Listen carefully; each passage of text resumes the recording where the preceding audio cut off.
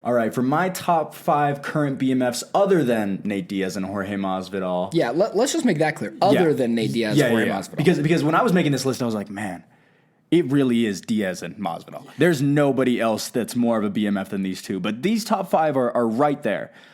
I'm going to go with number 5 with Tony Ferguson. I think Tony is one of those guys that is always down to fight. He usually only gets about one fight a year, but when he does, obviously, he comes to fight and he comes to play.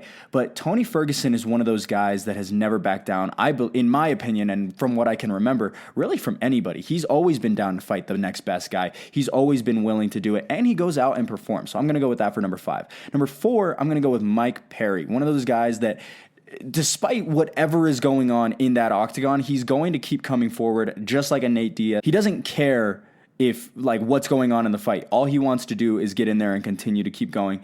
That guy is a tank. Number 3, I'm going to go with Jeremy Stephens. Like you said, another gatekeeper, a guy who has a high amount of losses. But that doesn't really mean much to Jeremy Stephens because he's been, 1, a staple of the featherweight division for so long, and 2, he's just a guy that likes to go in there no matter who it is. Like I said in my final thought a couple weeks ago, when Conor was at the top of his career, he came out and said, hey, I'll fight you. And then he gets turned into a meme of who the F is that guy, and he really hasn't. That meme isn't dead by any means. People still use that all the time, but that's just Jeremy Stephens. He's not afraid to go out there and say, hey, I don't care how good you are. I think I'm better than you. Number 2, I'm going to go with Robbie Lawler, an absolute vet, maybe a little past his prime, but somebody who still has some of the most memorable. I think if you were to take hardcore MMA fans and poll the greatest fight of all time, it's Rory McDonald, Robbie Lawler.